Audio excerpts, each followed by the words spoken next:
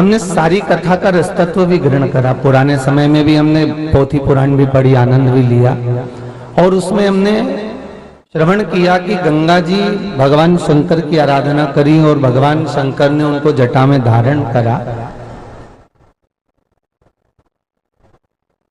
पर गंगा महाभारत में शांतनु जी के साथ में मंगल विवाह भी हुआ। राजा शांतनु के साथ भी रही।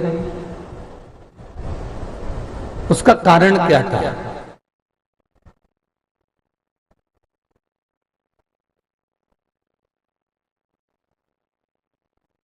और भीष्म पितामह जैसे पुत्र को जन्म भी दिया।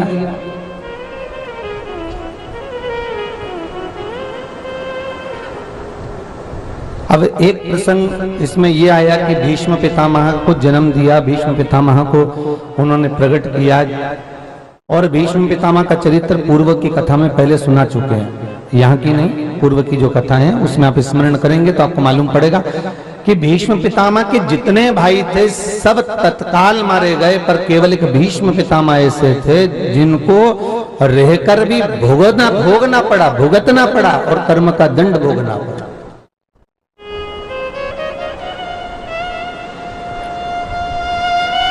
अब ये दोसा की बेटी ने बहुत सुंदर प्रश्न किया कि शांतनु के साथ विवाह होने का कारण क्या था। उसका भी एक व्याख्यान वर्णन है महाराज। विष्णु पुराण को अगर आप उठाएंगे तो उसमें वर्णन मिलेगा।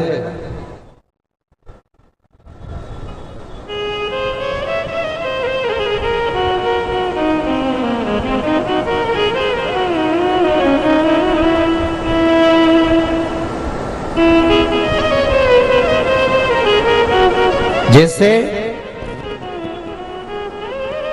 कबूतर को श्रापित करने का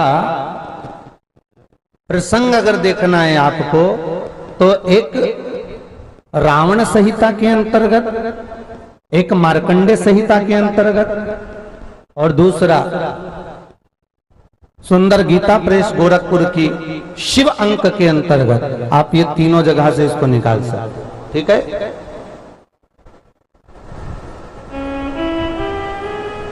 अब शांतनु के साथ मंगल विवाह का अगर चरित्र आपको वर्णन करना है तो देवी भागवत और विष्णु पुराण। देखो पुराणों का नाम इसलिए ले रहे हैं कि आप कभी भरमाएं तो आप उसको उठाकर देख सकते हैं कि कहां से लिया गया प्रसंग हो, किस जगह से अपन इसको उठाया है। शिव महापुराण के अंतर्गत विष्णु पुराण और देवी भागवत।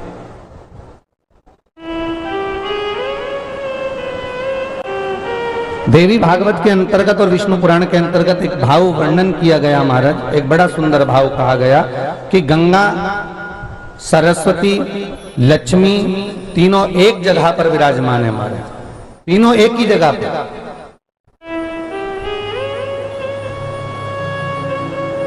और तीनों आनंद में निवास कर रही है। पर एक अभिमत्ता का शब्द माता लक्ष्मी के भीतर भी आ गया था, एक अभिमत्ता का शब्द माता सरस्वती के भीतर भी आ गया था, एक अभिमत्ता का शब्द माता गंगा के भीतर भी आ गया था। और इन तीनों में जो अभिमत्ता का शब्द आया, जो अभिमान का संबोधन आया, उसमें सबसे प्रबल अगर संबोधन था तो महाराज माता गंगा का था। माता सरस्वती ने जो अभिमान का शब्द संबोधन किया तो उनको तो श्राप मिला कि मृत्यु लोक में तू सरस्वती नदी बनेगी, कुछ दूर चलने के बाद तू आलोक हो जाएगी। तो वो हुआ। माता लक्ष्मी को भी श्राप लगा कि समय की अवस्था जानकर तुम्हारे शब्दों का संबोधन जो तुमने अभिमत्ता में कहा है, इसलिए तुमको गाय के गोबर में बैठना पड़ेगा, और तुम्हें बिठाने वाला कोई दूसरा नहीं भृगु बाबा होंगे। भृगु ऋषि ने बिठाया लक्ष्मी जी को गाय के गोबर, कोई दूसरा नहीं बिठाएगा। तो अभिमत्ता।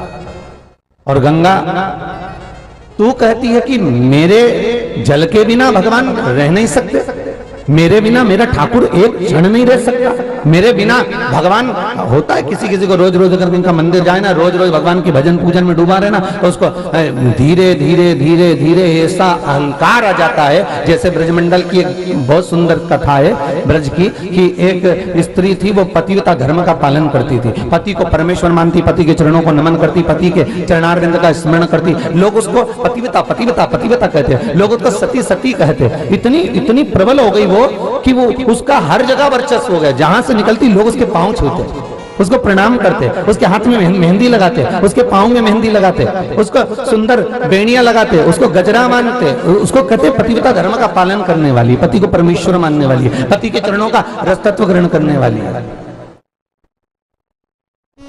और जहां से राधा जी निकल कर जाती थी, राधा जहां से निकल कर जाती थी, ये राधा को देख लेती और जिन सखियों के साथ में बैठी रहती, उन्हीं सखियों के सामने राधा जी की बुराई करने लगती। बताओ, ब्रजभानु की छोरी है, कीर्ति की लाडली है, और देखो तो सरी रत्ती भर की बुद्धि नहीं, यहां वहां डोलती रहती है, और वो नंद बाबा के छोरे के साथ दिन भर घूमती रहती है। और राधा जी को शब्दों पर शब्द कहना, और कह किससे रही है? अपनी सहेलियों से, अपनी सखियों से। मतलब ये जताना चाहती है कि मेरी श्रेष्ठता है और ये श्रेष्ठ नहीं है।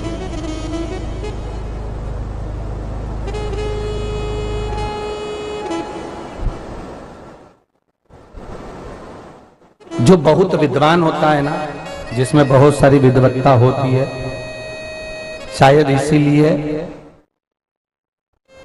रावण को विद्वान कहा है। रावण को क्या कहा है? जम के बोलिए जरा, विद्वान। और हनुमान जी को विद्वान कहा है क्या? अरे बोलो, जम के बोलो। कहीं किसी जगह पर लिखा हो कि हनुमान जी विद्वान है तो जरूर बताओ। रावण के संबोधन में आता है, रावण संहिता में आता है कि रावण विद्वान है।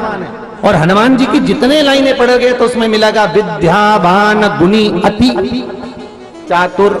यहाँ विद्वान नहीं लिखा है, विद्यावान गुणी अति चातुर।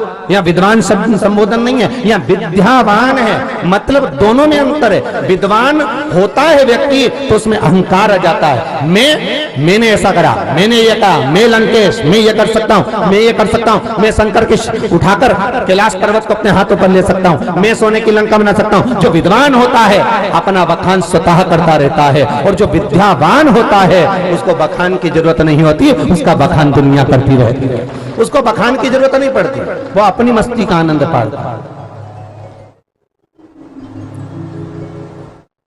दोनों में अंतर है हमारा। जिसमें जो विद्वान होगा ना, वो दिन भर बैठकर केवल गलतियां छांटता रहेगा, ये क्यों नहीं बोला, प्रसाद सही क्यों नहीं बटा, बेलपत्री खाने से क्या होता है, जबरदस्ती की भीड़ लग रही है, कोई मतलब का नहीं, बताओ इतनी भीड़ पड़ रही है, ऐसा हो रहा है। वो दिन भर बैठेगा और दिन भर उसमें से जो विद्वान होगा वो यही निकालता रहेगा कि इसमें कमियां कहां से निकालना है, इसमें से ढूंढना क्या गलती है, इसमें से गलती कौन सी स्वीकार करना है। पर जो विद्यावान है उसको गलतियां छांटने से मतलब नहीं होता, उसको केवल एक तत्व से मतलब होता है कि मुझे शंकर का अनुमोदन करना है, मुझे और उसमें से भी कई माताएं। एक ये प्रश्न है महाराज जी, बड़ा सुंदर है। आपके द्वारा समय के पहले रात्रि 9 बजे एक बार अभिषेक कराया गया था।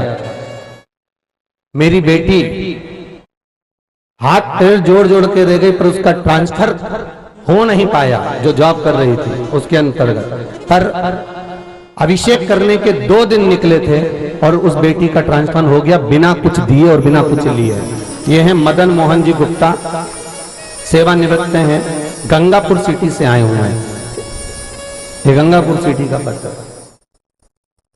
ये अंतर है विद्वान और विद्यावान में। जो प्राप्त करा भगवान की भक्ति के रस तत्व में, जो डूब गया, उसको बाबा बस यही देखता है कि उसमें सुख का अनुभव क्या है, और वही हुआ, और हुआ वही प्राप्त।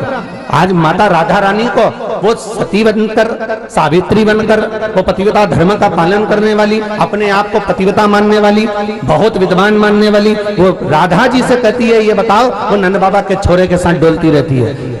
आज ये शब्द राधा जी के कानों में पड़ गए। राधा रो रही थी, नैनों से नीर बह रहा था। सांवरिया ने आकर पूछ लिया, क्यों राधा, क्या बात है, तुम क्यों रो रही हो, तुम्हारे रोने का कारण क्या है, तुम रोती क्यों? राधा कहती, कुछ नहीं ठाकुर, रोने का कोई प्रसंग नहीं। भगवान मन की बात को जान गए। ठाकुर जी ने एक लीला करी और ठाकुर जी कदम के पेड़ पर चढ़ गए और कदम के पेड़ पर चढ़कर भगवान कृष्ण लुढ़क कर नीचे गिर गए। गिरते से भगवान बेहोश हो गए, भगवान की सुध चली गई, भगवान बेहोश हो गए। सबको बुलाया गया, अरे देखो कान्हा को क्या हो गया, कन्हैया को क्या हो गया, जल्दी देखो। सबको बुलाया पर कन्हैया उठा नहीं। वेदों को बुलाया, औषधि दी पर कन्हैया उठा नहीं। तब गांव का कोई बुजुर्ग बोला, अब तो एक काम हो सकता है, मैंने किसी के मुख से सुना है, अगर कन्हैया को जीवित करना है और कन्हैया को बचाना है तो जो नारी पतिव्रता धर्म का पालन करती हो, पति को परमेश्वर मानती हो, पति के चरणों का स्मरण करती हो, बस वो यमुना जी के ये घाट से लेकर यमुना जी के वो घाट तक कच्चा सूत बांधा जाए और उस सूत पर चढ़कर वो पतिव्रता नारी 1000 छिद्र करे हुए घड़े को लेकर जाए और यमुना जी के मध्य से पानी भरकर लाए और कन्हैया पर छीटे तो कन्हैया जीवित हो सकता है। जैसी बोले सबका ध्यान उसी की ओर गया। किसकी ओर? अरे बोलो तो जम के, उसी की ओर जो कहती थी मैं पतिव्रता धर्म का पालन करती हूँ, पति को परमेश्वर मानती हूँ। बस सबका ध्यान गया, सब हाथ पैर जोड़ने गए। यशोदा जी पांव पड़ने गई, अरे जी चल, तू मेरे बेटे को बचा सकती है, अब तू नहीं होगी ना तो मेरा बेटा मर जाएगा, अरे तू कुछ कृपा कर दे। नंद बाबा, यशोदा, रोहिणी सब दौड़ दौड़ कर उसको बुलाने के लिए गए। अब तो वो और तीन मिन लगा के तैयार हुई। फिर तो अब तो उसकी ओर आनंद हो गया। फिर उसको लेकर आया।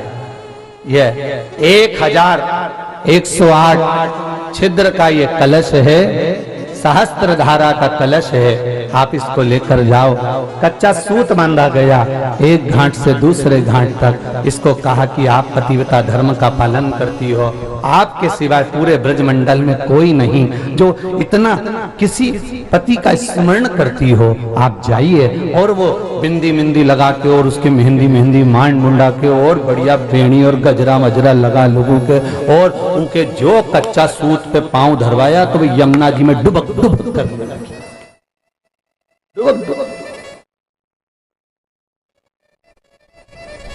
बड़ी मुश्किल से गांव के लोगों ने उसको निकाला। सब रोने लगे कि अब कन्हैया बच नहीं सकता। तब एक बूढ़ी मां बोली, एक मौका राधा को दे दो, एक मौका राधा को दे दो। वो जो पतिव्रता धर्म का पालन करने वाली थी, उसके साथ की 2-3 और थी। उन्होंने कहा, हमें मालूम है राधा कैसी है, हमें मालूम है राधा कैसी। फिर भी बूढ़ी मां ने कहा, एक मौका राधा को दिया जाए। कच्चा सूत फिर बांधा गया, शास्त्र धारा कलश फिर दिया गया। राधा कृष्ण की दशा देखकर रोती रोती कच्चे सूत पर चलती चली जा रही है। यमुना की धार में से जल भरकर लेकर तुरंत आई है और कन्हैया को वापस जल डालकर जीवित कर दिया है। वापस जीवित, वापस जीवित कर दिया। होश नहीं है राधा को। कन्हैया उठे तो राधा को हिलाया, राधा, ए राधा उठ, जाग। कान्हा तुम जाग गए? हाँ, क्या हो गया था तुमको? भगवान बोले, वो तो भगवान जानता है कि क्या हो गया था, पर मैं जीवित हो गया तो चिंता मत कर। पानी कौन लाया? राधा पूछ रही है।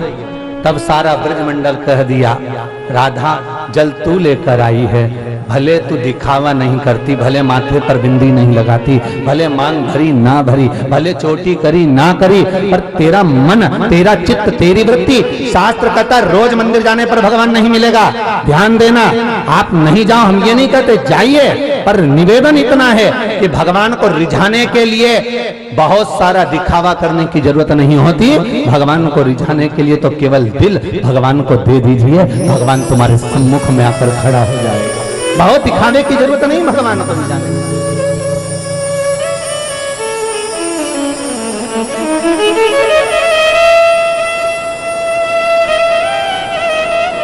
बहुत सारा दिखावा हम भगवान के सामने करें, आडंबर करें तो भगवान प्राप्त नहीं होगा हमारा। गंगा के मुख से एक शब्द बड़ा निकल गया कि भगवान मेरे जल के बिना नहीं रह सकते, और जब तक मैं सेवा में नहीं खड़ी होंगी तो भगवान राजी नहीं होंगे। देवी भागवत कहती है, लक्ष्मी के मुख से शब्द निकल गया, गंगा इतने ऊंचे बोल ठीक नहीं, इतने ऊंचे बोल श्रेष्ठ नहीं है तुम्हारे लिए।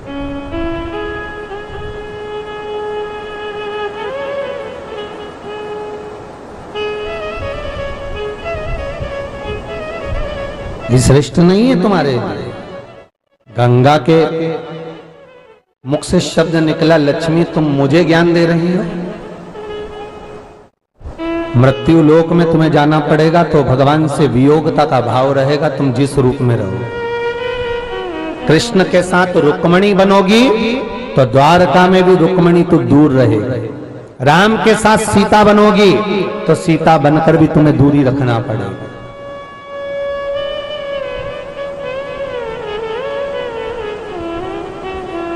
रंगनाथ जी के साथ गोदा बनोगी तो भी तुम्हें दूरी बनाकर रखना पड़ेगी, पद्मावती बनकर आओगी तो भी दूरी बनाना पड़ेगी, श्रीदेवी बनकर आओगी तो भी दूरी बनाना पड़ेगी।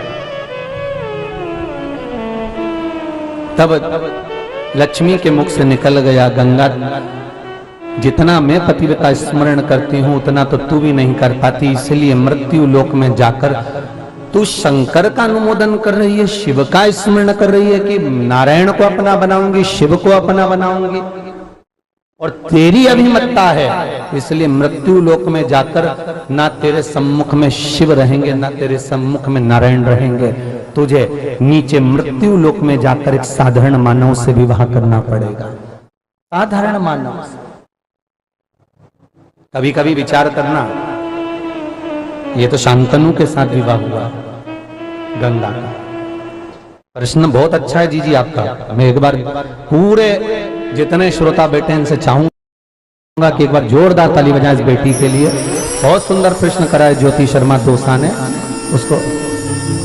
अच्छा इन्होंने करा है, वाह वाह, बहुत बढ़िया, बहुत बहुत साधुवाद। एक बार जोरदार ताली बजाएं, बहुत बहुत साधुवाद। सुंदर प्रश्न हमारा, अच्छा लगा ये सब प्रश्न जानकर, जो जगत के कल्याण के लिए,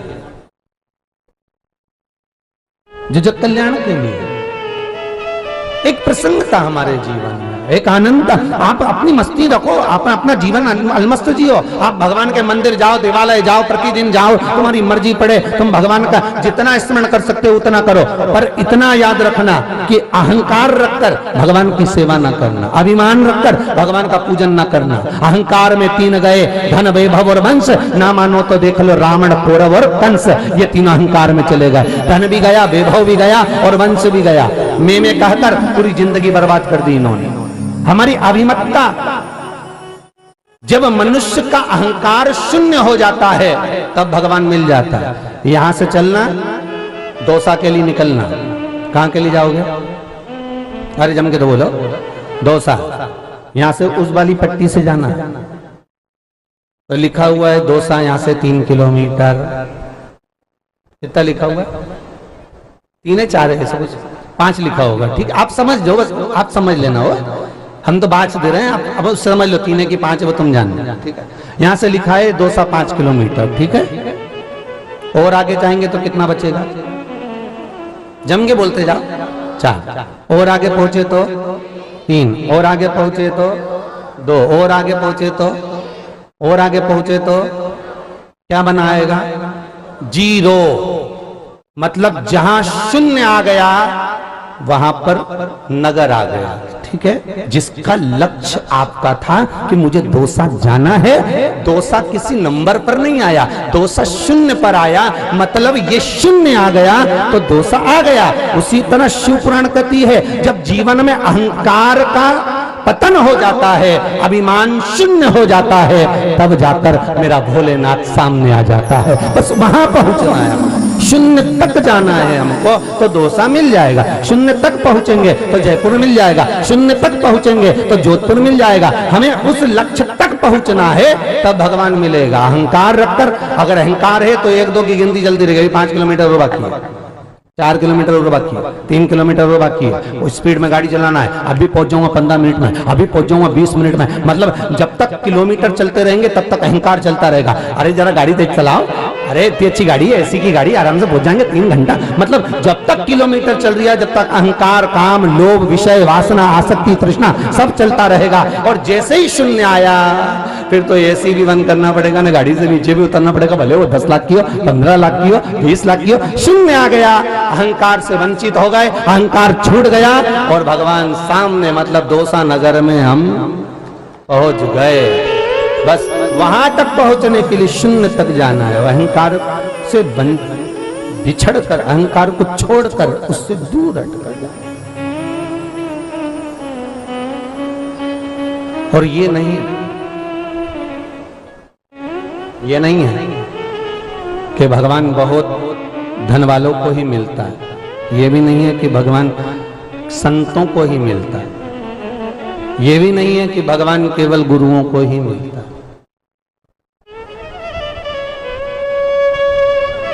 भगवान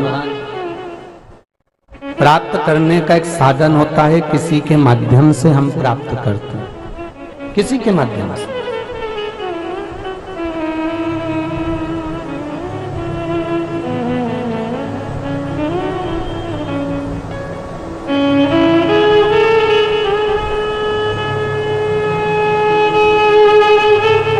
प्राप्त करने का एक साधन होता है। एक भंवरे की दोस्ती एक गोबर के कीड़े से हो गई, दोनों दोस्त बन गए, दोनों दोस्त। और एक दिन भंवरा कहने लगा गोबर के कीड़े से, भाई मुझे भूख लग रही है, कुछ है क्या तेरे पास में खाने के लिए? गोबर का कीड़ा बोला, आजा गोबर में बैठ जा, इतना सारा गोबर है तो सर ही खा ले। उसने कहा बताओ मैं और गोबर खाऊंगा? और नहीं तो हम तो यही खाते, गोबर का कीड़ा है तो गोबर नहीं रहेगा। नहीं नहीं नहीं, हमको नहीं खाना। 2-4 दिन निकले तो भंवरे से गोबर का कीड़ा बोला, तू कहाँ रहता है? चल मेरे यहाँ घुमा के लाता हूँ तेरे को। और भंवरा ले गया उस गोबर के कीड़े को और उड़ाता उड़ाता ले गया, एक फूल पर बिठा दिया, ले भोजन कर ले। गुलाब के फूल में बिठाया, वो अंदर बैठकर भोजन करने लगा। इतना रम गया वो भोजन में कि वो धीरे धीरे धीरे धीरे वो पुष्प जो है बंद हो गया, वो गोबर का कीड़ा उसके अंदर रह गया।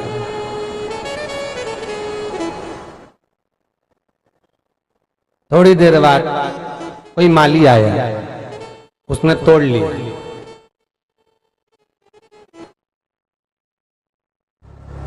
और तोड़ा, लेकर गया, पुजारी को दिया, पुजारी ने भगवान को चढ़ाया।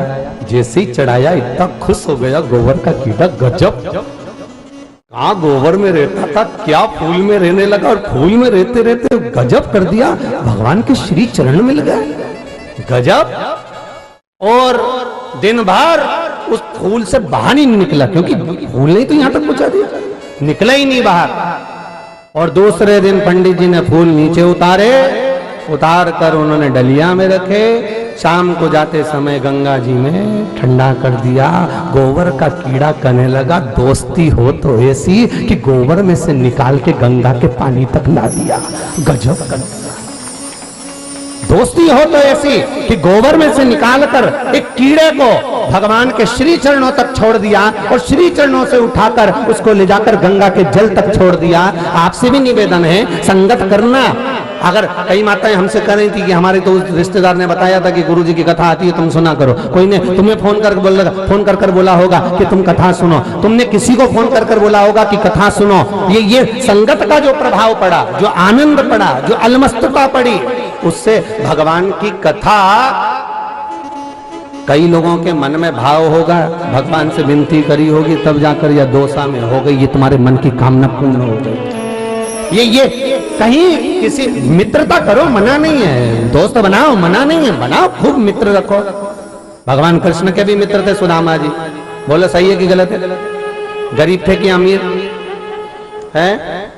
जम के बोलो, कौन से महाराज ने बताया कि सुदामा गरीब थे? ब्राह्मण का बालक बच्चा हो चाहे बुढ़ा हो, दुनिया में कभी गरीब नहीं हो सकता। ब्राह्मण का बालक चाहे बच्चा हो चाहे बुढ़ा हो, कभी गरीब नहीं हो सकता। भले भोजन के लिए कुछ ना हो, पर उसके हृदय में भगवान का निवास जरूर होता है, तो तिजोरी लेकर साथ में चलता है। हे ब्राह्मण का बालक गरीब नहीं हो सकता। सुदामा गरीब नहीं थे महाराज। अगर सुदामा गरीब होते तो खाली हाथ द्वारका जाते, और सुदामा ने सुशीला से कहा, अरे सुशीला मैं द्वारका जा रहा हूं, मेरे पास में कुछ है नहीं, मैं क्या लेकर जाऊं? सुशीला पड़ोसन की आ गई, तंदूर लेकर आई, अपने पति को दिया, ये लेकर जा। अब बताओ, अगर गरीब होता तो भगवान द्वारकाधीश को तो मालूम होता कि इसके पास कुछ भी नहीं है। खाली आदमी आता तो द्वारकाधीश तो अजमा लेते कि हाँ ठीक है आ गया।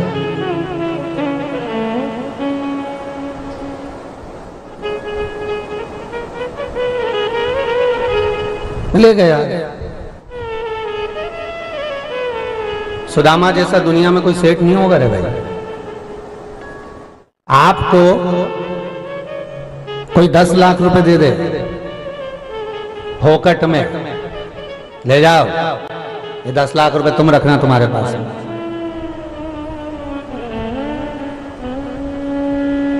तुम क्या करोगे?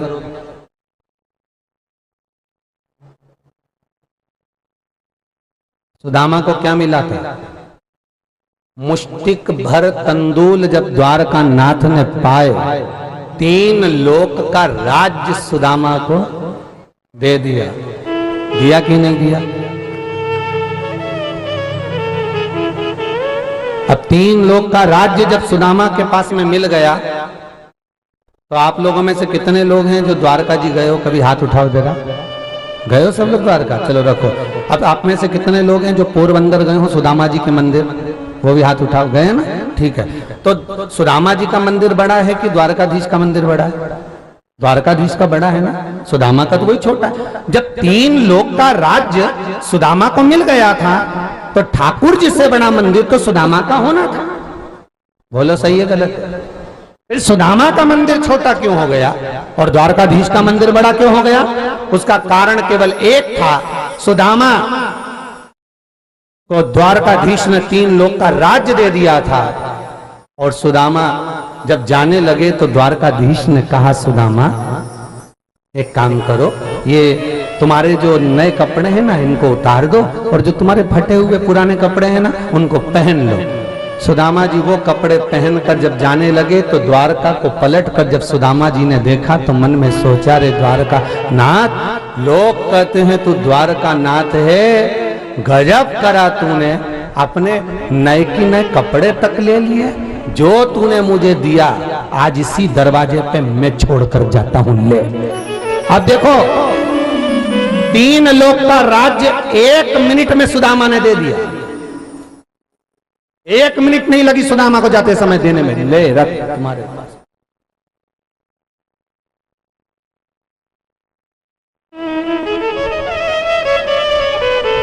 गरीब नहीं है। गरीब किसको कहते हैं मालूम है आप लोगों को? जिसके पास धन बहुत है और दान करने का मन नहीं होता, वो दुनिया का सबसे भिखारी व्यक्ति होता है। वो दुनिया का सबसे बड़ा भिखारी होता है जिसके पास भगवान ने दिया तो खूब है पर मन नहीं है देने का। वो दुनिया का सबसे बड़ा भिखारी है। और दुनिया का सबसे बड़ा सेठ कौन है? श्रीमद् भागवत कथा का 10वां स्कंद कहता है, दुनिया का सबसे बड़ा सेठ है वो जिसके पास कुछ भी नहीं तो भी उसके घर से कोई भूखा प्यासा ना जाए। भैया पानी पीकर जाना, भैया भोजन कर लेना, भैया थोड़ा रुकने में चाय बना कर लाती हो, थोड़ा पीकर जाना, खा कर जाना। वो दुनिया का सबसे बड़ा सेठ है जिसके दरवाजे से कोई भूखा ना जाए, जिसके दरवाजे से कोई खाली ना जाए, वो सेठ है। और दुनिया का सबसे बड़ा भिखारी, धन तो बहुत दिया भगवान ने। शास्त्र कहता है, शिव महापुराण की कथा कहती है, धन का सदुपयोग जो कर ले वही दुनिया का सबसे बड़ा सेठ है। और नहीं तो दुनिया में जितने भी सेठ हैं ये सब तो चौकीदार हैं धन के, जोड़ जोड़ के रखते जाए, रात भर जगते रहे, नींद नहीं आए बेचारा उनके, रात भर जग रहे, नींद की गोली खा रहे, बीपी ऊंचा नीचा हो रहा, शुगर ऊंची नीची हो रही, रात को बेचैनी इतनी हो रही, एसी भी चल रहा, पंखा भी चल रहा, बॉटल भर पानी भी रखा, सब कुछ रखा, पर नींद नहीं आ रही, घूम रहा फिर रहा, जा रहा आ रहा, नींद नहीं आ रही। उसका कारण क्या? क्योंकि घर में धन बहुत है, तो नींद कहां से आएगी? बेचैनी बढ़ती जा रही। तो ये सब चौकीदार है, चौकीदार नहीं बनना अपन को। अपन जितना कमाओ उसका कम से कम 50% तो तुम अपने ऊपर ही खर्च कर लो।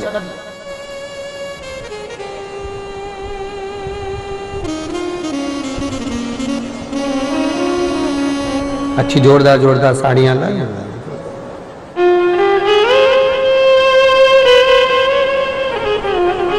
लाने की भी जरूरत नहीं, हम तो ईमानदारी से बोल रहे हैं। आपको साड़ियां लाने की भी जरूरत नहीं, आपके पास में एक सी एक रखी है। सत्य बोलो री जी हो, एक ही नहीं, एक से बढ़कर एक रखी है। शादी में जाने वाली अलग रखी कि रखी? अरे बोलो तो जी, बोलते जा रहे हैं। अब तो डोसा वाले अब तो पहचान हो गए, अच्छे से बोलो। रखी ना एक से बढ़कर।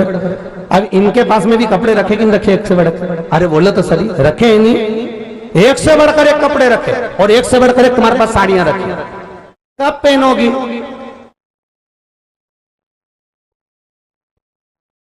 मान लो रात तक निपट गई तो ये तो सहज था। मान लो वो कत्थई वाली साड़ी का क्या होगा, वो गुलाबी और पीली का क्या होगा? मान लो निपट गए।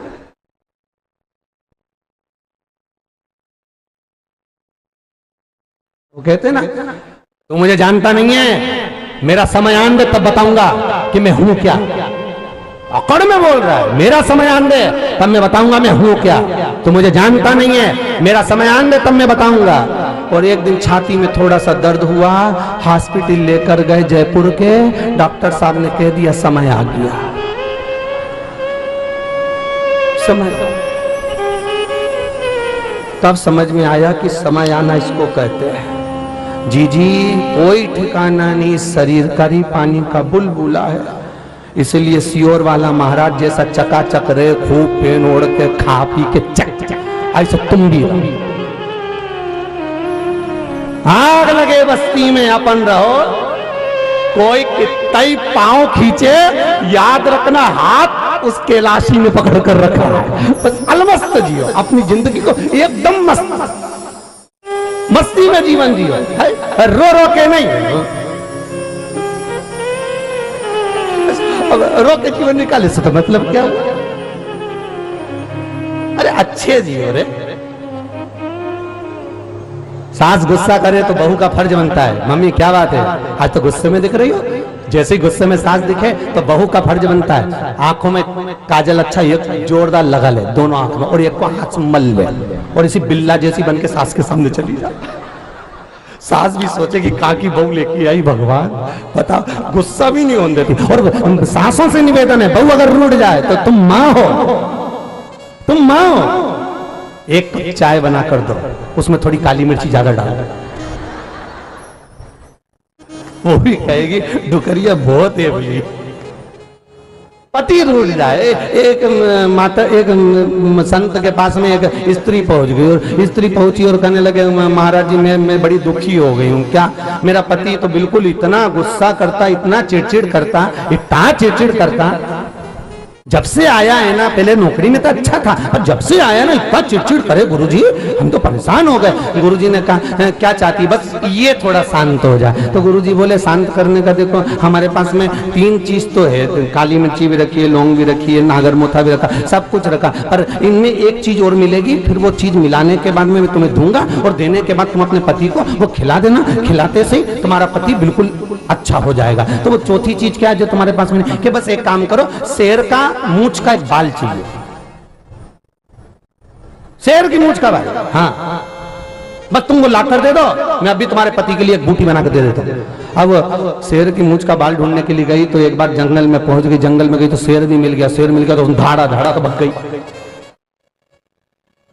इसको लगा कि भैया शेर रोज मिलेगा, तो वो फिर पहुंच गई, शेर फिर दिखा। जैसे ही शेर दिखा तो ये थोड़ी पीछे हट गई, हाथ जोड़कर बोली भैया शेर भैया रे, तेरी मूंछ का बाल चाहिए, मैं तेरा हाथ जोड़ूं तो अब शेर तो शेर, कोई हिंदी समझे, फिर दहाड़ा, ये फिर बच गई।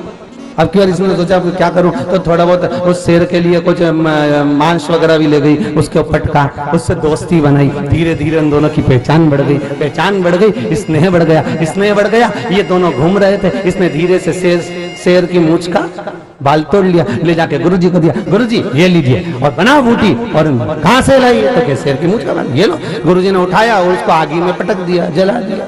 गुरुजी इतनी मेहनत से लाई और तुमने उसमें आग लगा दी, अब पति कैसे सही होगा? गुरुजी बोले देख, जब तू एक शेर को काबू में कर सकती है,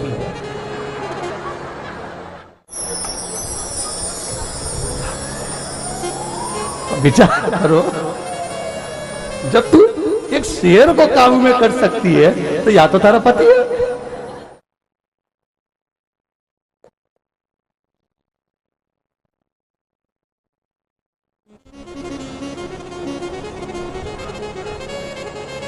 समझदार के लिए सारा काफी हो, समझ गए?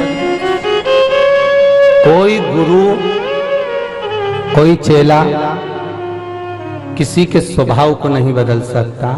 स्वभाव एक धर्म पत्नी प्रेम के बल पर पति का बदल सकती है, और पति प्रेम के बल पर पत्नी का स्वभाव बदल सकता है। केवल मीठी वाणी निकलना चाहिए, स्नेह की वाणी, वाणी ऐसी बोलिए जो मन का, जम के बोलो आपा होए। और आज के जमाने में वाणी ऐसी बोलिए जो जम के झगड़ा, पर उससे मत बोलिए जो तुमसे तगड़ा। प्रेम की वाणी बोलो, मिठास से परिपूर्ण वाणी होना चाहिए, बहुत मीठी। एक राजा ने एक महल बनाया, बड़ा सुंदर महल, और नगर सेठ को बुलाया, सेठ जी आओ जरा महल देखो कैसा बना। अरे महाराज क्या महल बनाया, कितना जोरदार महल बनाया, पर महाराज महल तो अच्छा बना पर इसका दरवाजा छोटा रख दिया। राजा ने पूछा दरवाजे से होना जाना क्या? इतने में तुरंत उसी समय पर सेठ जी बोले महाराज देखो तुमने दरवाजा छोटा रख दिया, जब तुम मरोगे तो तुम्हारी अर्थी कैसे निकलेगी? राजा ने कहा बताओ, हमारे मकान का मोहरा तो ये मेरी अर्थी निकाल दिया। राजा ने दूतों को बुलाया, ले जाओ इसको बंद करो, जेल में डालो। उसको जेल में डाला। थोड़ी देर बाद उसकी पत्नी आ गई, महाराज मेरा पति आया था। राजा ने कहा तेरे पति को बोलने के लक्षण नहीं, क्या क्या इतना जोरदार महल बनाया, दरवाजा छोटा रख दिया, जब राजा मरेगा तो तेरी अर्थी कैसे निकलेगी? इतने में पत्नी बोली महाराज मेरे पति को तो बोलने के लक्षण नहीं है, उसको क्या करना, अर्थी कैसे निकलेगी? राजा को काट काट के निकाल देंगे।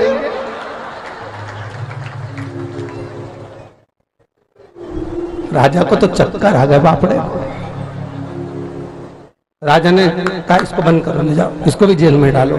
थोड़ी देर बाद इनका बेटा आ गया। बेटे ने कहा महाराज मेरे माँ बाप आए थे। राजा बोले तेरे पिताजी को बोलने के लक्षण नहीं, क्या क्या इतना जोरदार महल बनाया, दरवाजा छोटा रख दिया, जब राजा मरेगा तो अर्थी कैसे निकलेगी, और तेरी माँ क्या क्या काट काट के निकाल देंगे। इतने में लड़का बोला ना तो मेरे बाप को बोलना आता ना मेरी माँ को बोलना आता, उनको क्या करना, अर्थी कैसे निकालेंगे, राजा को अंदर ही चला देंगे, अंदर ही। राजा तो चक्कर खा के नीचे गिर गया, चक्कर खा। भगवान अगर किसी को मीठी वाणी नहीं देता तो वो दुनिया में कभी मीठा नहीं बोल पाता। इसलिए निवेदन है, ये वाणी से पूजन हो जाती है और यही वाणी से पूजा भी जाते हैं। ठीक है, वाणी मीठी हो।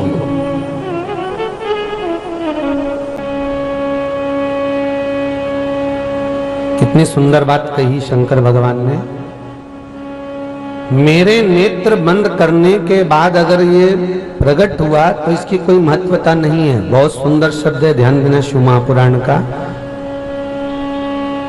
घर के बुजुर्ग जब मर जाएं, नेत्र बंद हो जाएं, उसके बाद अगर तुम ब्राह्मण को लड्डू पेड़ा गुलाब जामुन भी खिला रहे हो तो उसकी कोई महत्वता नहीं।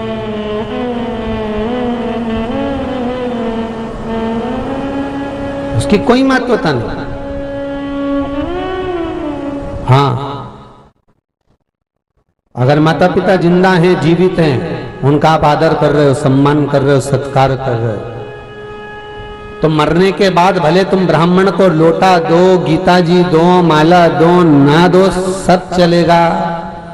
और जीते जी आप बुजुर्ग माता पिता का अगर सम्मान कर लो, प्रेम की वाणी बोल लो, तो उससे बढ़कर कोई सुख नहीं। जिस घर में माँ बाप की इज्जत नहीं होती, उस घर में देखना कभी बरकत नहीं होती। जहां माता पिता का आदर ना हो, जहां माता पिता का सम्मान ना हो, जहां माता पिता का सत्कार ना हो, उस घर में लक्ष्मी टिकती नहीं है, उस घर में संपदा आती नहीं है। आएगी तो जाएगी।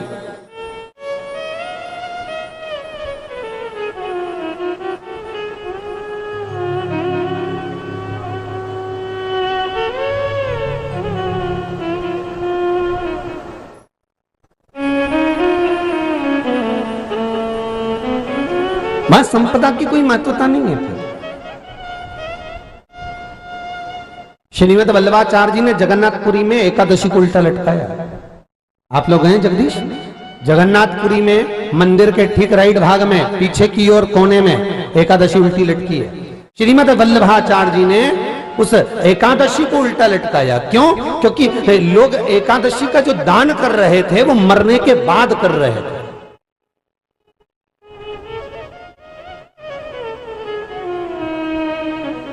सैयादान कब करी? मरने के बाद। सुख सेच कब दी? मरने के बाद।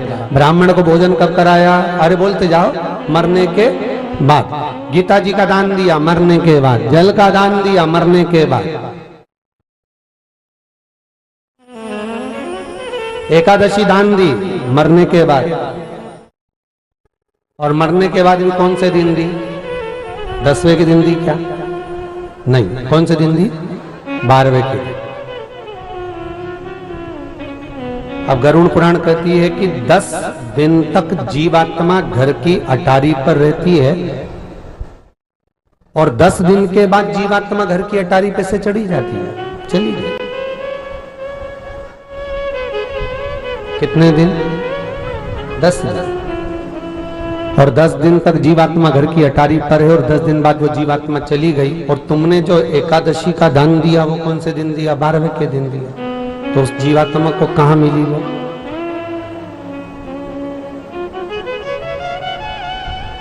श्रीमद वल्लभाचार्य जी मायावाद का खंडन कर कर कहते हैं कि एकादशी का दान देना है तो जीते जी दो। किसी को हॉस्पिटल में देखने के लिए जाओ, किसी को शरीर में कष्ट है, किसी बुजुर्ग से मिलने के लिए जा रहे हो, तड़प रहा है, पलंग पर गंदगी कर रहा है, शरीर में पानी पानी हो रहा है और पूरे बस केवल श्वास चल रही है, प्राण निकल नहीं रहे, कष्ट महसूस कर रहा है। ऐसे जीव को जब देखो तो अपनी करी हुई एकादशी में से 2, 4, 5 जितनी बने उसके नाम से उसको दे दो, उसको जल पिला दो संकल्प देकर। इसको कहते हैं एकादशी का दान। क्योंकि मरने के बाद दिया मिला ना मिला, पर जीते जी श्रीमद वल्लभाचार्य जी कहते हैं, श्रीमद वल्लभाचार्य जी जल भेद में भी वर्णन करते हैं और श्रीमद वल्लभाचार्य जी ने मायावाद का खंडन कर जगन्नाथपुरी में एकादशी को उल्टी लटकाते हुए कहा कि दान करना है तो जीते जी करो, सैया दान करना है जीते जी करो, सुखसेच करना है जीते जी करो, भोजन कराना है जीते जी कराओ, स्मरण करना है जीते जी करो, कथा भागवत सुनना है जीते जी करो। मरने के बाद की कोई गारंटी नहीं। वो मिला ना मिला किसको पता।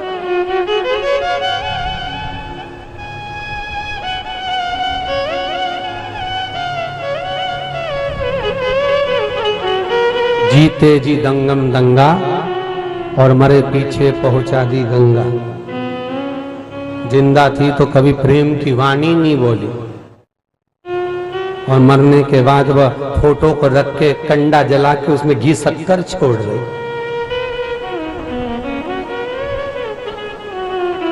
अब ये जीते जी तुम अगर प्रेम की वाणी नहीं बोलो, जीते जी स्नेह नहीं करो, जीते जी अगर मंत्र स्मरण नहीं किया तो मरने के बाद की कौन गारंटी है साहब तुम करोगे और उसको मिलेगा? कौन सा फायदा?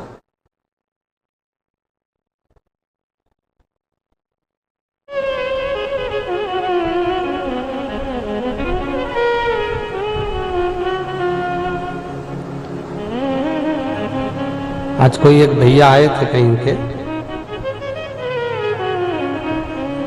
नाम वाम तो हमको नहीं मालूम, क्योंकि हम नाम पूछते भी नहीं, जो काम ही नहीं तो नाम का मतलब कह रहे थे आप। पहले भी आपने संबोधन, आज फिर वही संबोधन निकल गया कि आप, हमने आपकी कथा कई बार यूट्यूब पर सुनी, कथाओं में सुना, आप माँ बाप के लिए ज्यादा बोलते हैं, पर माँ बाप को ये भी बोला करो कि बच्चों के प्रति भी उनका कोई फर्ज है।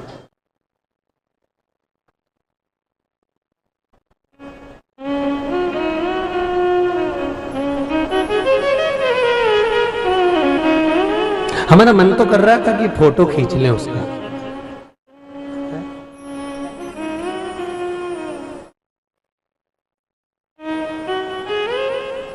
क्योंकि कोई कोई विचित्र जीव जब आते हैं तो उनका फोटो होना जरूरी होता है, पर मन करा फोटो खींचकर भी करेंगे।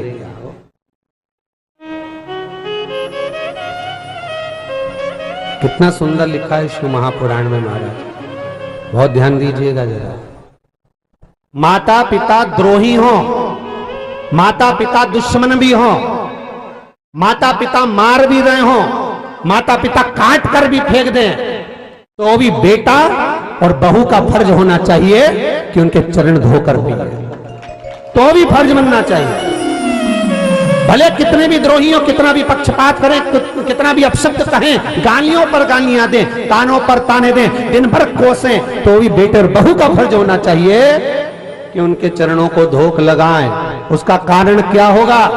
मार्कंडे पुराण का स्मरण करिए, और मार्कंडे पुराण का स्मरण करोगे तो मार्कंडे बाबा के पिता मार्कंडू जी ने पूछा था अपने पिताजी से कि पिताजी, अगर मान लो माता पिता द्रोही बन जाते हो तो उस जगह पर पुत्र का क्या फर्ज बनता है? तो मार्कंडू जी से कहा गया था, अगर माता पिता द्रोही भी बन जाएं, अपशब्द भी कहें, ताने भी दें, पूरी प्रॉपर्टी उठाकर किसी को दे भी आए, तो भी बेटा और बहू का फर्ज नहीं छोड़ना चाहिए। प्रणाम करना, नमन करना, मीठी वाणी से बोलना नहीं छोड़ना चाहिए। तो मार्कंडू जी ने अपने पिता से पूछा उसका लाभ क्या होगा? तो मार्कंडू जी के पिताजी ने कहा उसका एक लाभ होगा, अगर ये माता पिता उसको कुछ नहीं देंगे तो वो माता पिता आकर देकर जाएंगे, ये उनका फर्ज बनता। तुम अपना फर्ज अदा करो।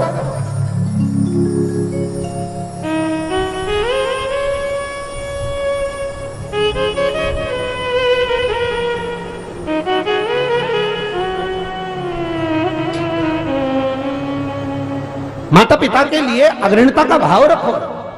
अरे मरने के बाद भले अस्थियां मत ले जाना रे जीजियो, ईमानदारी की बात है, मत ले जाना गंगा जी तुम्हारे अस्थियां, यहीं पे कहीं तुम्हारे दोसा में कहीं की नदी हो वो फेंक दीजिए, और नदी भी नहीं होनी तो कहीं नीचे पेड़ मेड़ के नीचे डाल दीजिए। मां मतलब नहीं, परंतु जीते जी तो सेवा करो रे। अरे बोलो तो री, मुंडी हिला दो री, ठीक है ना, जीते जी कर लो। भले तुम अस्थियां लेकर गंगा जी मत जाओ, मत ले जाओ गंगा जी, और भले तुम बामन उनको रसगुल्ला गुलाब जामुन ने इमरती ने बाद में तो इतने प्रेम से खिलाए, एक खीर और ले लो, हमारी सास की अच्छी लगती थी, तो सास बड़ी बुरी लगती थी, खीर अच्छी लगती थी, इतनी सी खीर और ले लो। ये गुलाब जामुन हमारे ससुर को बहुत अच्छी लगती थी गुरुजी, थोड़ी सी एक गुलाब जामुन तो और लेना पड़ेगा, हमारा ससुरा जी खुश हो जाएगा। ऊपर से ससुरा जी मन में सोच लिया बामन ठूसे जा रही, हमें भूखा मार दिया।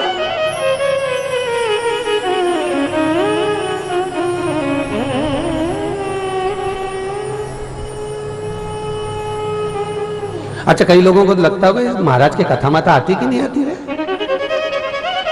हम तो देखो पूरी जिंदगी हो गई ऐसी कथा करते करते, जैसी चल रही है जैसी बाँचेंगे। और तुम सुनो तो सुनो, अच्छी लगे तो कथा में आओ री जी हो, और अच्छी लगे तो रिमोट तुम्हारे पास में ही है तो देखो, नहीं तो रिमोट से बदल देना, दूसरा महाराज आ गया होगा, तुरंत चेंज, एक सेकंड नहीं लगे, रिमोट बाजू में रखो, टीवी पे जितना कथा देख रही हो, तुम्हें बुरी लगे ना तो चेंज कर दो महाराज के, तुरंत, एक मिनट नहीं लगे चेंज कर। और तुमसे भी निवेदन है, तुम्हें पसंद नहीं आई नहीं तो पतली गली से निकल जा। यहां तो कथा ही चले बस। आपके जीवन में आप सबरो, और निवेदन है सुधरने का प्रयास करना। बुजुर्ग माता पिता को तुमसे कुछ भी नहीं चाहिए। आज तक किसी माँ बाप ने तुमसे नहीं कहा होगा कि मुझे अच्छा दौलत ला के दो, हार ला कर दो, पाटली ला कर दो, या बेटा मुझे चेन बनवा दे, या बेटा मुझे ला कर दे। किसी माँ बाप ने कहा तुमसे? अरे बोलो तो सही, उल्टा और तुम्हें दे गए, ले मेरी चेन तोड़ के कर्जा चुकाया, मेरी अंगूठी ले जा, ये करिया, ले मैं गाड़ी दिला दे रही, ये कर ले। उल्टे माँ बाप देकर जाते हैं और उसके बाद भी मन में सोचते हो डुकरिया सब लेके रख ली, एक अंगूठी नहीं दे महाराज, एक अंगूठी तो कहीं छाती पे बांधेगी, देखे तो धर पे जाएगी, रख लो।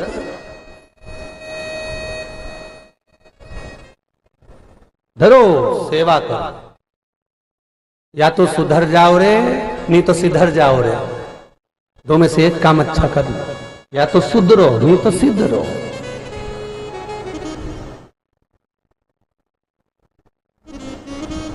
हमारे मालवा के संत श्री नागर जी महाराज कहते हैं, गौ माता की सेवा करो रे, सेवा करो तो मेवा मिले।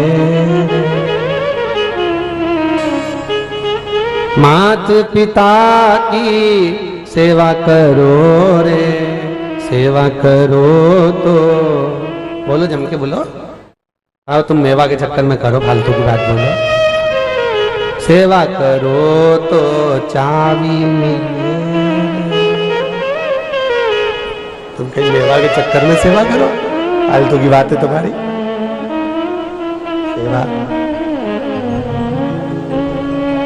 आज बूढ़ी बूढ़ी अम्मा बहुत खुश हो रही होगी, ईमानदारी की बात, बहुत जोरदार खुश हो रही होगी हो। बस तो आशीर्वाद दे दीजिए कि एक आध बार महाराज हो रही जाए, पूरी बहुवन सुधरी जाएगी अपनी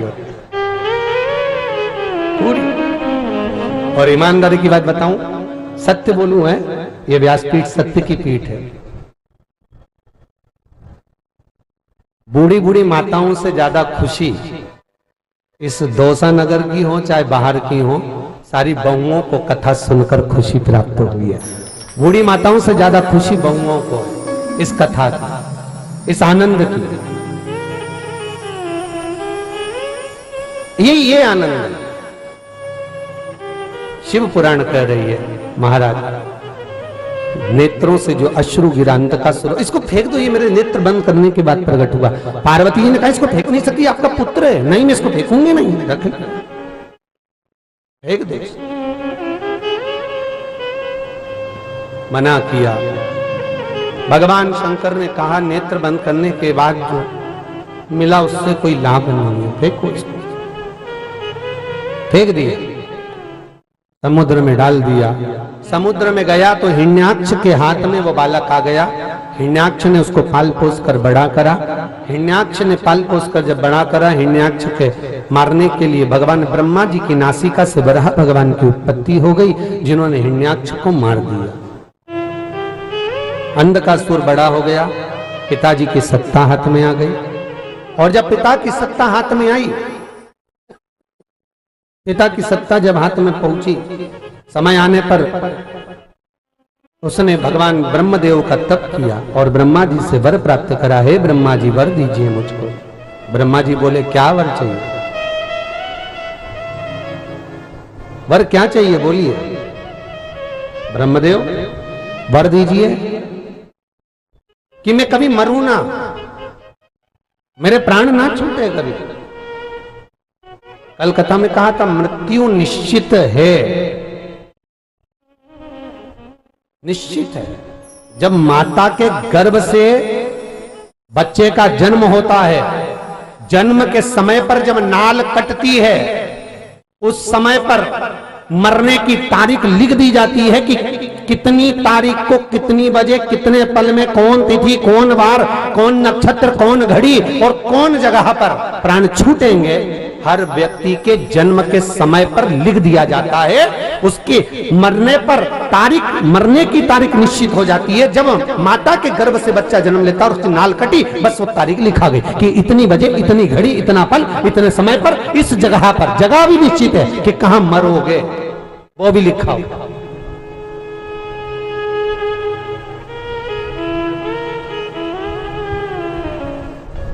कहां मरोगे वो भी निश्चित है। कई लोग कहते हैं भैया हम तो नहीं जाएं हरिद्वार, हम तो नहीं जाएं बद्रीनाथ। क्यों? अरे बाबा वहां पहाड़ गिर रहा है, मरमुरा गए तो। और मालूम पड़े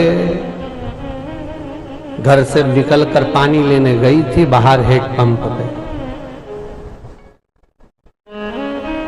और चक्कर खा के गिर गई और वहीं निपट गई। तो समझो जरा, मृत्यु की तारीख, तिथि, दिन, पल, घड़ी, समय, नक्षत्र सब निश्चित है। चाहे आप हो चाहे हम हो, मरना तो निश्चित है। बस ये है कि अपनी जिंदगी को अच्छे बनाकर जियो, आनंदमय जियो, कुछ ऐसा कर कर जाओ अपने जीवन में कि भगवत स्मरण का नाम लेते लेते पूरी जिंदगी निकल जाए। लोग भी कहें, किसी किसी के मरने के बाद तो लोग बात करते हैं, वो अच्छा हुआ मर गया जी, बेचारा तड़प ही रहा था, पड़ा हुआ था है। और किसी के मरने के बाद लोग कहते हैं अरे नहीं यार बहुत बहुत बढ़िया था, भजन करता, स्मरण करता, नाम जाप करता, पूजन करता, पाठ करता, अर्चना करता, तो लगे कि कोई मरा, प्राण छूटे।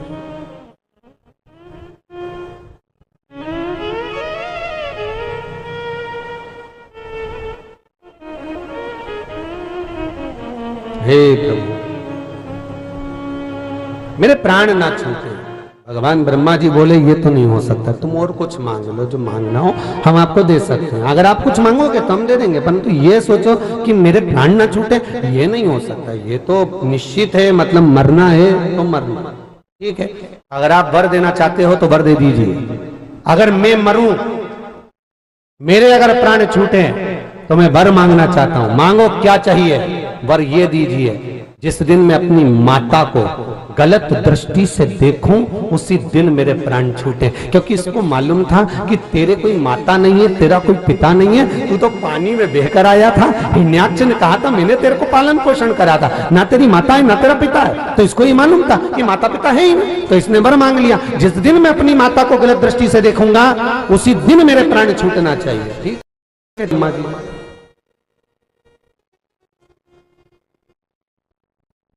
ब्रह्मा जी ने तथास्तु कहा, ठीक है, वर दिया। अब हिरण्याक्ष को, इसको हिरण्याक्ष के मरने के बाद इसको लगा कि अब अपने को तो कोई मार ही नहीं सकता, क्योंकि अपनी तो कोई माता है ही नहीं। अब इसने नगर में जितने लोग रह रहे थे सबसे कहा जाओ अब मुझे शादी करना है, कोई अच्छी सुंदर लड़की कन्या देख कर लेकर आओ। इतने में एक बोला, जो सुंदर कन्या थी उसको तो शंकर जी ले गए। क्यों? पार्वती इतनी सुंदर थी, बहुत सुंदर, अति रमणीय, अच्छा, तो उसको तो शिव जी ले गए, शंकर जी ले गए। हाँ, तो इसने कहा अंधकासुर ने, अगर शंकर जी ले गए तो शंकर जी तो ना जाने कितनी उम्र के, वो तो बुढ़ है। अब शंकर जी की उम्र कितनी किसको मालूम? तुम में से किसी को मालूम हो तो बता देना हमको कि शंकर जी की उम्र कितनी थी, किसको मालूम?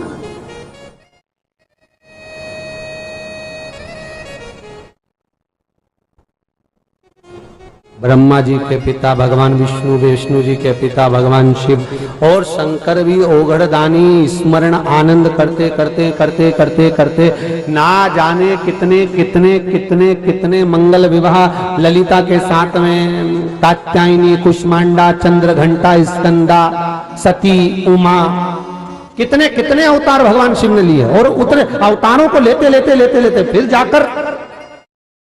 जाकर यहां सत्ता भाव आए। कहा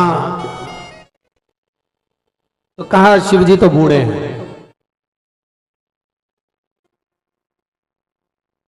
पार्वती अगर इतनी सुंदर है तो मैं उसको अपना बनाऊंगा। इतना कहकर अंधकासुर चला। एक गण ने रोक दिया, रुको। अंधकासुर से कहा, स्वामी रुकिए, मैं आपसे कुछ कहना चाहता हूं। बोलो क्या कहना चाहते हैं? मेरा आपसे बस इतना सा निवेदन है कि आप वहां मत जाइए, पार्वती जी को लेने के लिए मत जाइए, क्योंकि वो जगत जननी पार्वती केवल पार्वती नहीं है,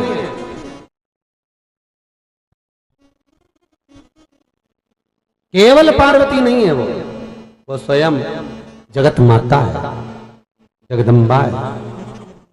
आप मेरी बात मान लो, लेने मत जाओ। अंधकासुर को क्रोध आया और क्रोध में आकर अंधकासुर ने उस द्वारपाल को उठाया, शीश पकड़ा, फरसे से काट दिया और रक्त में सनित होकर तब गया जगत जननी के सामने। और मां जगत जननी जगदम्बा, अंबा, भवानी, मां दुर्गा, माता पार्वती भोजन बनाने के बाद बाहर आकर मां जगत जननी जगदम्बा, अंबा कुछ पात्र को रख रही थी। देखो, वैकुंठ में भगवान विष्णु है, ब्रह्मलोक में ब्रह्मा है। भगवान विष्णु के लिए भले लगकर थाली आ जाती होगी अपने आप, भगवान ब्रह्मदेव के लिए भी लगकर अपने आप थाली आ जाती होगी, पर मृत्यु लोक के देव है महादेव। महादेव पार्वती जी से विवाह के समय पर कहा था, पार्वती में देवाधिदेव महादेव मृत्यु लोक का स्वामी हो, इस भूलोक का देवाधिदेव महादेव हूं, इसलिए तुम मेरे लिए भोजन सिद्ध करोगे, तुम मेरे लिए भोजन बनाओगे, तुम मेरे लिए कार्य करोगे, जो आज्ञा करो। जैसे एक सांसारिक मनुष्य जीता है, हमारा जीवन वैसा होना चाहिए। एक सांसारिक मनुष्य की तरह।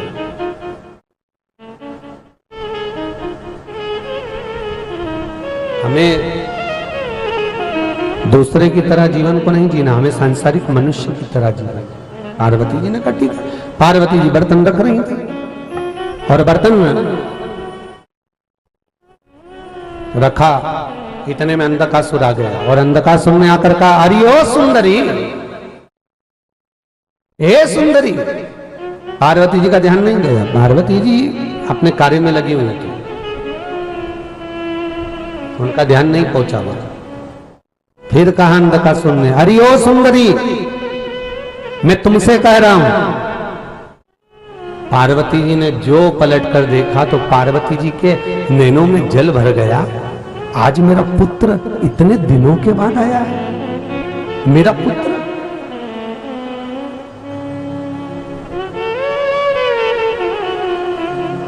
अब पार्वती जी उसको पुत्र के रूप में देख रही है और ये पुत्र पार्वती जी को स्नेहवश देख रही है,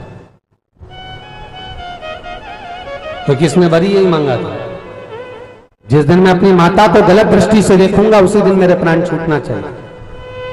और पार्वती जी के सामने कहा, मैं तुमको अपना बनाना चाहता हूं। मां के नेत्रों से जल बहना लगा, पात्र पर गिरा। जैसे ही पात्र पर जल गिरा, शंकर भगवान सम्मुख में आकर खड़े हो गए। पार्वती रो रही हो क्यों? पार्वती जी कहती हैं, आज मेरे पुत्र मुझे अपना बनाने की बात करता है। शंकर भगवान हाथ में त्रिशूल लिए पार्वती जी ने भगवान शंकर के चरण का स्पर्श किया, चरणों का स्पर्श। जैसे हमारी रीत है, अगर जिस दिन मन बहुत ज्यादा दुखता है, हृदय में कोई घात लग जाती है, कोई वाणी कोई शब्द हमारे हृदय को छू गया, हमारे हृदय चित्त में अगर कोई वाणी कोई लग गई है, कोई चुभ गई है,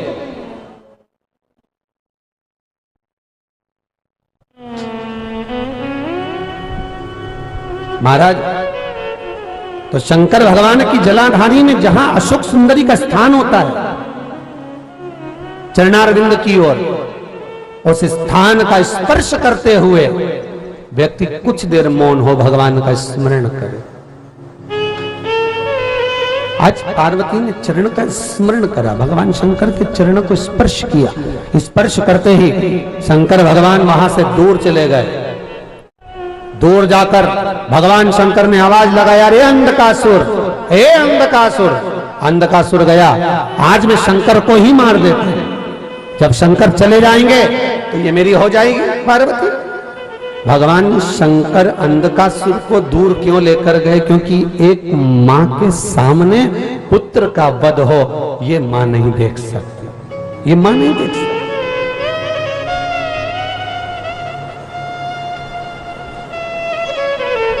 हम पहले भी कहे, आज फिर कहते हैं, अगर मान लो घर में कोई बेटा, कोई बेटी, कोई व्यक्ति बहुत बीमार है और उसका कोई इलाज ही नहीं है, मान लो डॉक्टर ने कह दिया इसका कोई इलाज नहीं है,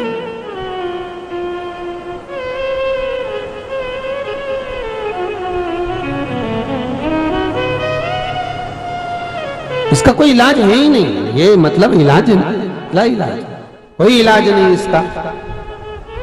तब एक काम करो, उस जीव को, उस पुत्र पुत्री को, उस व्यक्ति को शंकर को दे दो कि अब ये शंकर जाने, शिव जाने और इनका काम जाने।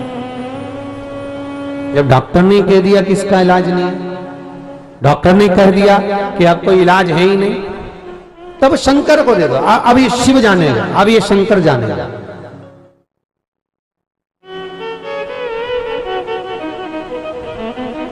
एक प्रश्न है, बड़ा अच्छा लिखा है किसी ने,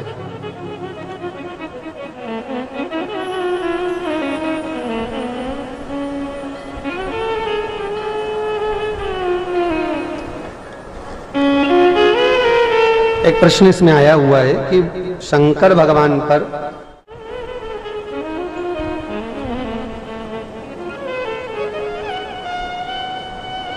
प्रभु नारायण जी काका दौसा राजस्थान से हैं, बहुत अच्छा प्रश्न इन्होंने किया है। प्रश्न है इनका प्रभु नारायण जी का कि गुरुदेव, शिव जी पर चढ़ाया गया दूध जल, अभिषेक किया हुआ दूध जल मनुष्य को ग्रहण करना चाहिए कि नहीं करना चाहिए? बहुत अच्छा प्रश्न है काका। प्रभु नारायण जी काका जी के लिए एक बार जोरदार ताली बजाएं, बहुत अच्छा प्रश्न आपने किया है।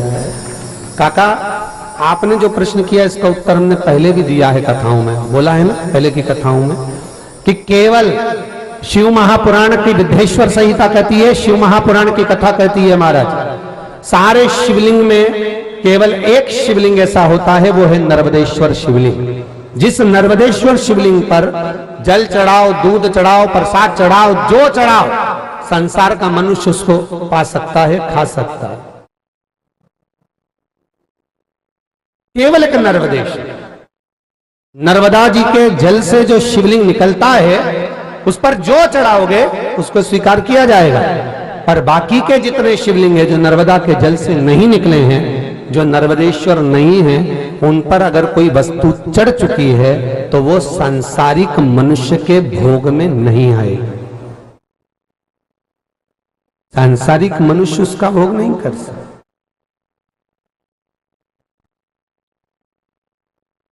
जैसे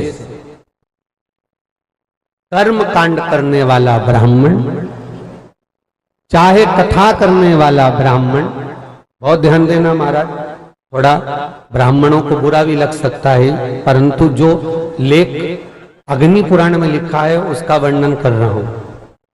कर्म कांड करने वाला ब्राह्मण, चाहे कथा करने वाला ब्राह्मण, चाहे मंदिर का पुजारी, चाहे मंदिर का सेवक, कोई भी हो, आप मंदिर में जो दान आए रखो, मना नहीं है, पर मंदिर में भगवान की जब आरती होती है, पोथी पुराण की जब आरती होती है, या कर्म कांड करने वाला ब्राह्मण जिस आरती को कराता है, उस आरती में जो रुपया चढ़ता है, ब्राह्मण हो चाहे ब्राह्मण का बालक हो, अपने प्रयोग में नहीं ले सकता, वो केवल गाय के हिस्से का रहता है, वो केवल गौ माता ही भोग सकती है। उसका कारण क्या है वो भी समझ लेना। जितने ब्राह्मण कर्मकांड कर रहे हो, जितने पोथी पुराण कर रहे हो, जितने पूजन कर रहे हो, जितने अर्चना कर रहे हो, आप अगर आरती का पैसा प्रयोग में लेते हैं तो घर में सुख नहीं हो सकता, कुछ ना कुछ टेंशन परेशानी जिंदगी में चलती रहेगी। एक प्रयोग करो, आप सब पैसा लो, मना नहीं, पर आरती का पैसा आपके नगर में, आपके गांव में, आपके मोहल्ले में, आपके क्षेत्र में कोई गौशाला हो, वहां पर इकट्ठा करो, ले जाकर पहुंचा दो कि पंडित जी ये पैसा भेजा है, गौ माता के चारे में लगा देना, ये गाय के स्मरण में लगा देना, ये गौ माता के उस भाग में लगा देना, गौ माता के चारे में लगा देना, गौ सेवा में इसको समर्पित कर देना। चाहे कथाकार क्यों ना हो, चाहे कर्मकांडी ब्राह्मण क्यों ना हो, चाहे मंदिर का पुजारी क्यों ना हो, सारा पैसा प्रयोग में लो, हमें मना नहीं, परंतु उस आरती के धन में क्यों? तो शिव महापुराण की कथा कहती है कि व्यक्ति के आरती जब वो ग्रहण करता है, दोनों हाथों से जब वो बलैया लेता है, उस समय पर अपनी अला का बला का भाव उसमें प्रदान कर देता है। वो भाव ब्राह्मण जब अपने प्रयोग में लेता है तो ब्राह्मण भी दुखी हो जाता है, ब्राह्मण को भी। और ये कथा हमने पहले भी कही, आप याद करिएगा इस कथा का स्मरण मुंबई के स्कंद पुराण में, जब मुंबई माहेश्वरी समाज स्कंद पुराण कराई थी लगभग 3 साल पहले, हमने उसमें भी इसका वर्णन किया, कभी यूट्यूब पर निकालिए, उसका स्मरण करिए। सुख भोगना है, आनंद भोगना है, जीवन को धन्य बनाना है, तो उस धन का प्रयोग हम ना करें। कहीं तुम्हारे नगर में, तुम्हारे दौसा में, तुम्हारे क्षेत्र में, तुम्हारी जोधपुर, जयपुर, तुम्हारे चित्तौड़गढ़ आदि आदि जगह में जहां कहीं भी गौ माता विराजमान हो, जहां गौ माता, और गौशाला भी नहीं जा सकते तो तुम्हारे मोहल्ले में दरवाजे पर, रोड पर जो गाय आए, उस गाय को हरा चारा डाल दो, उसके लिए पानी की टंकी रख दो, उसके लिए प्याऊ की व्यवस्था कर दो। गर्मी का समय है, उसके लिए टंकी बनाकर रख दो कि गौ माता यहाँ पर पानी पी ले, गौ माता यहाँ पर स्मरण कर ले, गौ माता यहाँ पर आनंद पा ले, सुख का भाव।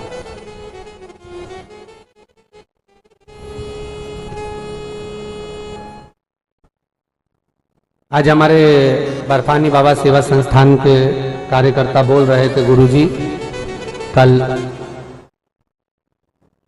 है ना भोजन भंडारा प्रसाद रखा, तो कल भोजन भंडारा रखने का मन है, हम रख रहे हैं। हमने कहा बहुत अच्छी बात है।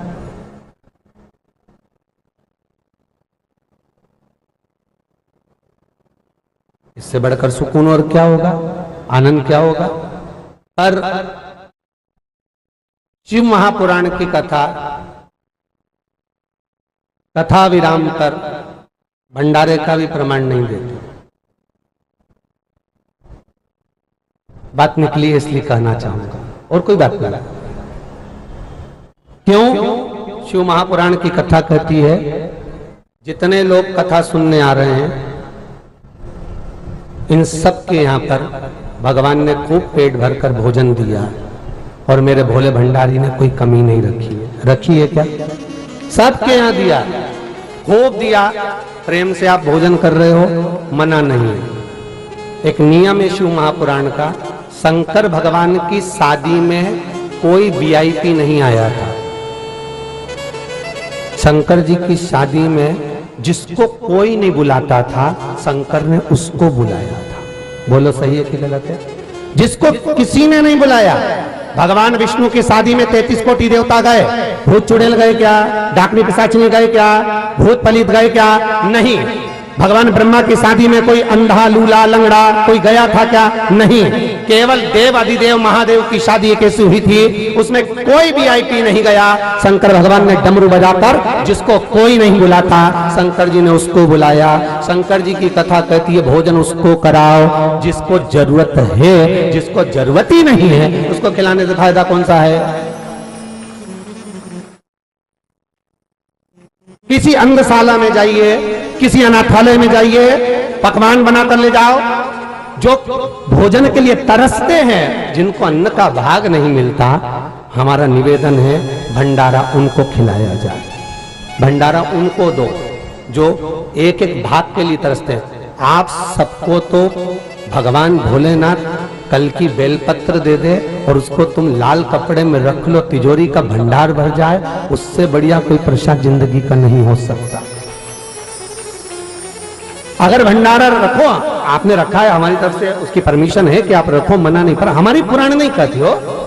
दूसरे महाराज कहते हैं कि भागवत जी के बाद भंडारा करो तो आप खूब करो, दूसरे महाराज कहें कि कथा के बाद भंडारा करो, खूब दिल से करो, 1000, 10,000, 25,000, 50,000 लोगों को जिमा, हमारी तरफ से मना नहीं है। पर हमारा निवेदन केवल इतना है, जिसको जरूरत है उसको दिया जाए। कुछ अनाथालय में कुछ वृद्धाश्रम में, कुछ अंधशाला में, कोई गौशालाओं में, उनको प्रेम से भोजन कराकर तो देखो, इस हृदय में इतनी आतिशबाजी होगी कि जिंदगी संवर जाएगी। उसका आनंद देखो और उस आनंद की मस्ती देखो साहब, उसका आनंद देखो।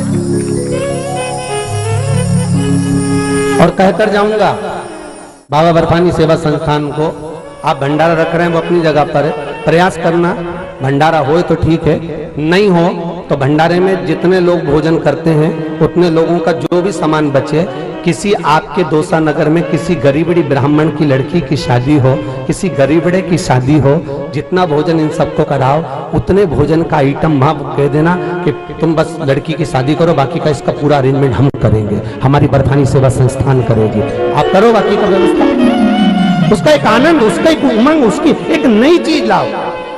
ये भंडारा भोजन तो हो गया साहब, बहुत पुराना, कुछ नया बर्फानी सेवा संस्थान ऐसा कर जाए, जैसे दौसा नगर में इन्होंने शिव महापुराण की कथा ऐसी करा दी कि आज तक शिव महापुराण की कथा दौसा में नहीं हुई, तो कुछ नई चीज बर्फानी सेवा संस्थान ऐसी कर जाए कि ये दौसा नगर का इतिहास रच कर जाए, तो बर्फानी सेवा संस्थान। नहीं तो मालूम पड़े लोग भागवत में भंडारा करते तो अपन भी धर दो, लोग ऐसा करते हैं तो अपन भी धर दो, देखा देखी काय को करें। अपनी राह अलग बनाकर अपनी जिंदगी का एक आनंद लाओ, कहीं अंधशाला में, कहीं वृद्धाश्रम में, कहीं अनाथालय में जाकर जब प्रेम से गुलाब जामुन, भजिया, पकोड़ा तुमको खिलाएंगे तो तुम कौन तारीफ करने वाले हो? अरे बोला तो सही नहीं, अगर तुम खाओ तो मना नहीं है जीजी हो, हमारे ऊपर मत कह देना बाद में कि बताओ सियोर वाला हमारा एक दिन तो मिल रहा था, वो भी देखो हमारे माथे मत आ जा रही हो, और तुम बोलो तो बनवा दे भोजन, ऐसे भी बनाओगे क्या? सीधी सादी संस्था है, ये लोग भी सब सहज हैं, बड़े प्रेमी लोग हैं। कल का तो होन दो, भंडारा होन दो कल का, तो नहीं तो इनके बुरा लग जाएगा, अगली बार नहीं बुलाएगा। कल का भंडारा तो होन दो, आनंद लो। और महाप्रसाद, कल महाप्रसाद भी रहेगा कथा के बाद में, तो भगवान का प्रसाद पाकर जाना। अच्छा तुम्हारे भंडारे जीवने से थोड़ा सा सहूलियत मिलेगी, क्योंकि बेलपत्री बांटने में धक्का मुक्की नहीं होगी, तो सहूलियत तो मिलेगी। कुछ अच्छा ही सोचा, बाबा की कृपा है। पर आगे से भी प्रयास करिएगा, हमारी तरफ से तो हम कह सकते हैं, आगे आप लोगों का मन है कि आगे भी जब भी कभी कथा हो, चाहे गिरिराज मंदिर समिति कराए, चाहे स्वामीनारायण मंदिर समिति कराए, चाहे बाबा बर्फानी समिति कराए, कोई भी कथाकार कथा करने आए, एक नियम बनाओ कि प्रसाद वितरण कर दो, बाकी का भोजन ऐसी जगह जाकर करा दो जिनको जरूरत हो और वो भोजन के लिए ललायित रहते हो। दूसरे के यहाँ शादी होती और बाहर खड़े होकर कुछ काम ना करते हो खाने के लिए, ऐसों के मुख में जब अन्न का दाना जाएगा तो शायद इस कथा का आनंद तभी हो पाएगा। जीवन का लक्ष्य तत्व एक आनंद वही 108 अश्वमेध यज्ञ का पुण्य तुम हमको दे दो, हम तुम्हारे यहाँ भोजन कर लेंगे। 108 अश्वमेध यज्ञ का पुण्य। नकुल ने मन में सोचा बाबा हमने तुम्हारी जिंदगी का एक अश्वमेध यज्ञ करा, आप इसका पुण्य ले लो। नहीं नहीं नहीं, 108 का चाहिए। 108 अश्वमेध यज्ञ का पुण्य दोगे तो हम भोजन करें, नहीं तो नहीं करें। नकुल वापिस आ गए। अर्जुन ने पूछा कोई मिला? हाँ एक बाबा मिला है, पर वो भोजन नहीं करना चाहता क्योंकि वो बोल रहा है 108 अश्वमेध यज्ञ का पुण्य चाहिए उसको। नकुल तू एक यज्ञ का दे देता, अपन ने एक यज्ञ करा है। मान नहीं रहा। द्रौपदी बोली रुको मैं जाती हूँ उस बाबा के पास। रथ लाया गया, द्रौपदी कहने लगी रथ में बैठकर नहीं जाऊंगी, पैदल जाऊंगी। दासियां चप्पल लेकर आई, द्रौपदी कहती है नंगे पैर जाऊंगा।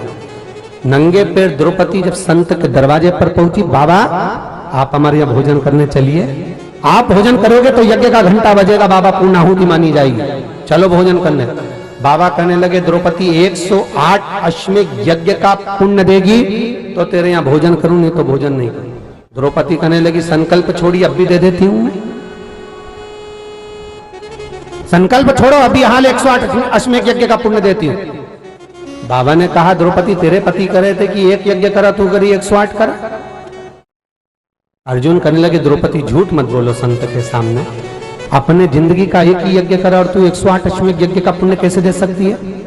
द्रौपदी कह रही है स्वामी आप शांत रहिए, गुरुदेव से पूछो। गुरुदेव, जब कोई व्यक्ति किसी मंदिर को जाता है किसी गुरु के दरवाजे पर जाता है, कथा स्मरण में जाता है, कथा सत्संग में जाता है, प्रवचन भागवत में जाता है, भगवान की कथा में पहुंचता है, जितने कदम चलकर वो भगवान के मंदिर जाता है, जितने कदम चलकर वो गुरु के दरवाजे जाता है, जितने कदम चलकर वो मंदिर तक पहुंचता है, उतने अश्वमेध यज्ञ वो अपनी जिंदगी के कर लेता है। और मैं गुरुजी आपके पास आते आते 5000 कदम चली हूं, तो मेरे 5000 अश्वमेध यज्ञ में से 108 तुम लो और भोजन करने चलो। तब जाकर संत भोजन करने चला।